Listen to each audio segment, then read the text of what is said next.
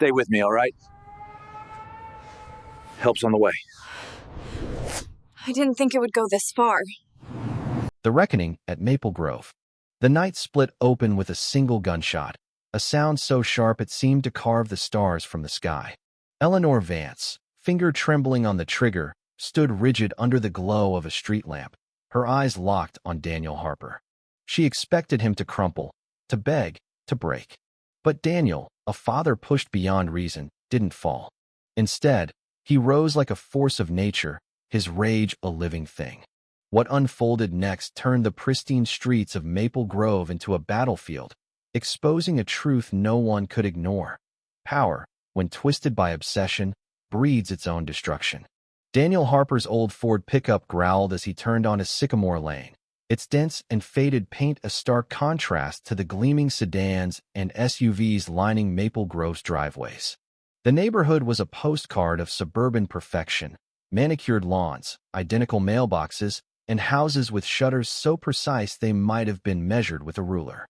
At 52, Daniel had seen enough of life to know places like this judged you before you opened your mouth.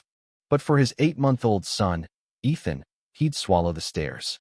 This was their fresh start, a chance to leave behind the ghosts of a broken marriage and a mountain of medical bills.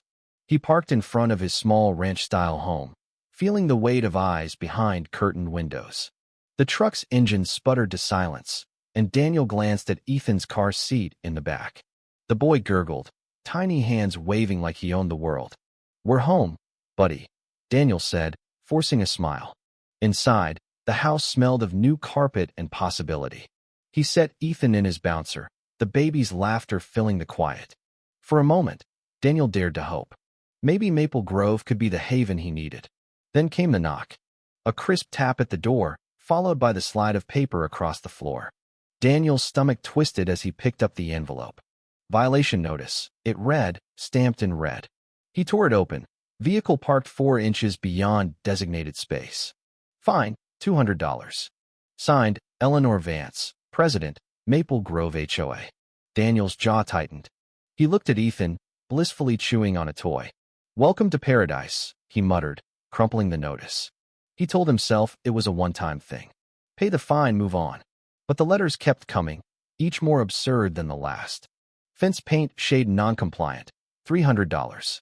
Lawn exceeds regulation height by 0.2 inches, immediate correction required. Noise violation, infant vocalizations after 8 p.m. By the 5th notice, Daniel's hands shook as he read them. He stood over Ethan's crib, the baby's soft breaths a reminder of why he couldn't snap. "They're calling you a problem, kid," he whispered, voice thick with anger. Eleanor Vance was the shadow behind every letter. Daniel saw her one evening, standing at the edge of his property in a cream blazer, her auburn hair pulled into a severe bun. Her gaze raked over his truck like it was a stain on her perfect world. "Can I help you?" Daniel asked, stepping onto his porch. Her smile was thin, a blade wrapped in silk. "Rules keep Maple Grove exceptional, Mr. Harper. Your vehicle doesn't belong here." Daniel's fists clenched. "I paid your fines. I moved the truck. What's your problem?" Eleanor's eyes narrowed. "Standards, Mr. Harper. Something you clearly don't understand." She turned, her heels clicking like a countdown. The fines piled up, relentless as a tide. A bird feeder deemed unapproved. A crack in the driveway flagged as structural neglect. Daniel's savings dwindled, his nights spent hunched over bills while Ethan slept. At the auto shop where he worked, his friend Carl noticed the strain. "File a complaint, man," Carl urged. "She's got no right to bleed you dry." Daniel shook his head. "It's not just the money. She's everywhere, watching me. It's personal." His voice dropped a growl. "She's not going to stop." Eleanor Vance sat at her mahogany desk, the HOA bylaws spread before her like a holy text. For 15 years, she'd sculpted Maple Grove into a jewel of suburbia, every lawn a testament to her control. But Daniel Harper was a blemish, a mechanic with a rusty truck and a screaming child, unraveling her masterpiece. She scrolled through the neighborhood's online forum, her pulse spiking at the comments. "Eleanor's gone too far. He's just a dad trying to live." Her fingers tightened on the mouse. They didn't understand. She was their protector, their guardian against chaos. In the drawer beside her desk lay a revolver, its weight a quiet promise. Her late husband's words echoed, "Always be prepared for trouble." Eleanor's lips curled. Daniel Harper was trouble, and trouble demanded a solution. She rose, the gun's cold steel steadying her resolve. Tomorrow, she'd end this. No more notices, no more games. Maple Grove was hers, and she'd fight to keep it pure. Daniel pushed Ethan's stroller through Oakwood Park, the evening air soft with the scent of cut grass. The playground swings creaked gently, and Ethan babbled at the fireflies flickering in the dusk. For the first time in weeks, Daniel's shoulders eased. "Maybe we'll make it, kid," he murmured. Then a shadow moved. Eleanor stepped from behind a row of azaleas, her heels sinking into the earth. The revolver gleamed in her hand, its barrel trained on Daniel's chest. Her eyes burned with a fury that made the night feel colder. "You don't belong here, Harper," she said, voice sharp as glass. Daniel's heart slammed against his ribs. He shoved the stroller behind him, his body a shield. "Eleanor, put the gun down. You don't want this." Her lip curled. "I want you gone. I gave you every chance, but you spat in my face." The gunshot shattered the quiet. Daniel dove, yanking the stroller to the ground. The bullet screamed past, splintering a picnic table. Ethan's wail pierced the air, a sound that tore through Daniel's soul. He looked up, and something inside him broke. "You shot at my son," he roared, surging to his feet. Eleanor fired again, but Daniel was faster. He slammed into her, wrenching the gun from her grip. It skittered across the pavement as she clawed at him, shrieking like a banshee. Daniel drove his elbow into her side, the crack of ribs echoing in the park. He grabbed the stroller's strap and lashed it around her wrist, twisting until she screamed. "You thought you could break me?" he snarled, slamming her against a metal bench. Blood stained her blazer, her perfect facade cracking with every blow. Neighbors spilled from their homes, phones raised, their gasps a chorus to the chaos. "This is power," Daniel shouted, pinning her to the ground. Eleanor's eyes widened, fear replacing her venom. He tied her wrists tighter, her breath hitching in pain. "You terrorized us," he said, his voice low and lethal. "Fines, threats, and now a gun. You're done calling the shots." Eleanor spat blood, her voice shrill. "You're finished, Harper. They'll lock you away." Daniel leaned closer, his eyes burning. "Not before you confess." He grabbed a phone from a teenager's hand, flipping the camera toward Eleanor. "Tell them what you did." Her head shook, defiance flickering. "I won't." Daniel's grip on her jaw tightened, forcing her to face the lens. "Then I'll show them what you are." The crowd pressed closer, phones streaming live. Eleanor's voice cracked. "I wanted him gone. He was ruining everything." "Louder," Daniel barked. Tears carved paths through her face. "I wanted him gone. I took the gun because I thought he'd leave." "I didn't mean to." Daniel cut her off. "You fired at me, Eleanor. In front of my son. You meant every damn second of it." The confession detonated online. Comments flooded in, a digital roar of outrage. Daniel tossed the phone aside, standing over Eleanor as sirens wailed in the distance. "This is what happens when you come for a man's family," he said, voice thundering through the park. Eleanor lay broken, her empire in ruins, her pride reduced to sobs. The police stormed in, weapons drawn. "Step back," an officer shouted. Daniel raised his hands, unyielding, his gaze locked on Eleanor. "She tried to kill me," he said, calm as steel. "Check the videos." Eleanor thrashed as cuffs snapped around her wrists. "I'm the HOA president," she screamed. "He attacked me." An officer glanced at the crowd, at the footage playing on every screen. "Eleanor Vance, you're under arrest for attempted murder and assault." As the squad dragged her away, Daniel crouched beside Ethan's bed, brushing his son's cheek. "Nobody'll hurt you again," he whispered. The crowd cheered, their voices a wave of vindication. But for Daniel, this wasn't triumph. It was justice, raw and unforgiving. Morning broke over Maple Grove, but the neighborhood no longer gleamed with artificial perfection.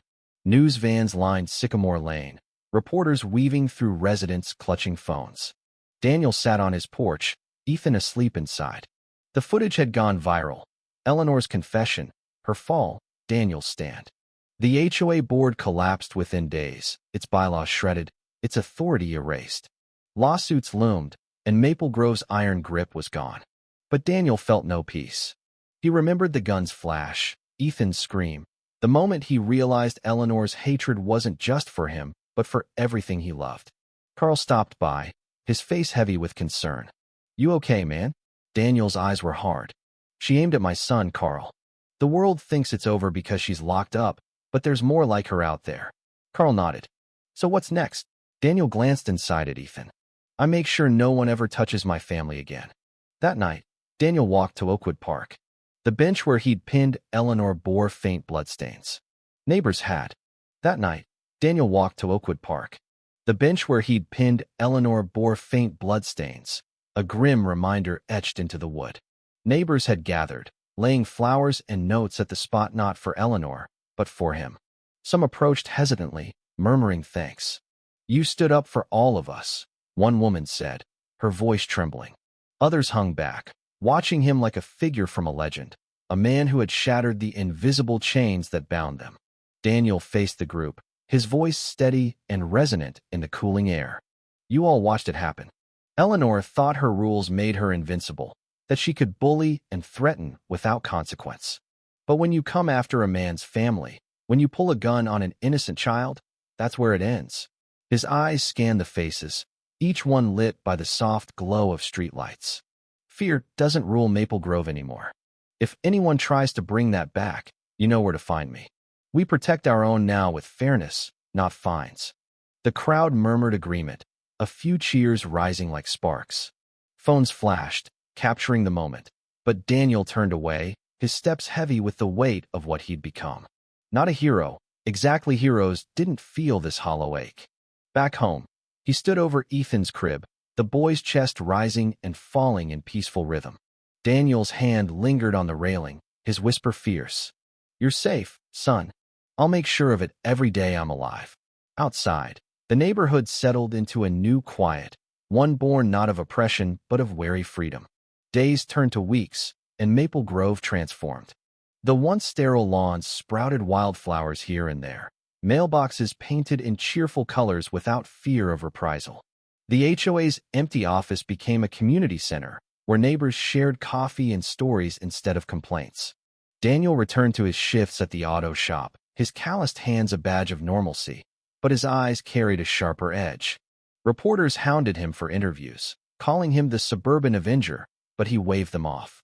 "I did what any father would," he'd say, though deep down, he wondered if that was true. Eleanor's trial loomed on the horizon, her confession replayed on every news channel. She sat in a cell, stripped of her blazers and buns, facing charges that could bury her for decades. Whispers from the courtroom leaked out, her lawyers pleading temporary insanity, claiming the stress of maintaining community standards had snapped her. But the videos didn't lie: the gun, the shot, the hatred in her eyes.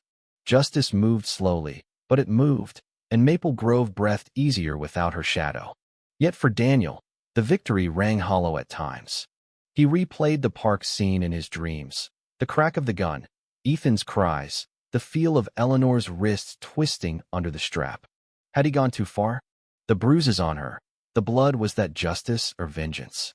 Neighbors debated it in hushed tones, some calling him a savior, others murmuring about vigilante excess. It sparked arguments at backyard barbecues. What if she'd hit the kid? Versus, but he could have just disarmed her and waited for the cops.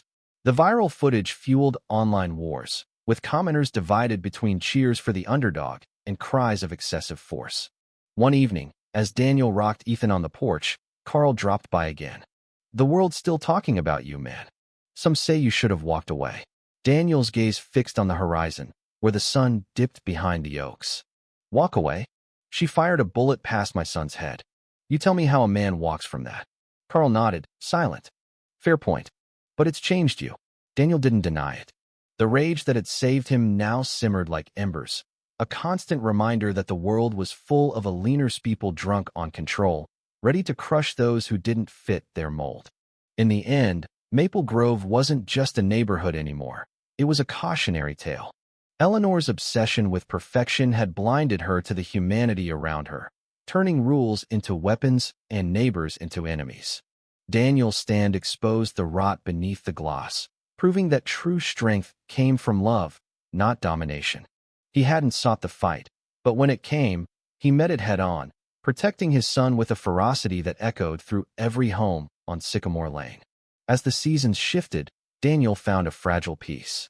Ethan took his first steps on the uneven lawn, laughing without a care, and Daniel allowed himself a real smile. The scars remained both visible and hidden, but so did the lesson. In the face of tyranny, silence was complicity. Maple Grove had learned that the hard way, and in its rebirth, it honored the man who had forced the change. What do you think? Would you have fought back like Daniel, or try to handle it differently? Share your thoughts in the comments below, especially on themes of violence and injustice in everyday life. Take a stand. Is raw retribution ever justified, or should we always turn to the system? I'd love to hear your views and spark some real discussion.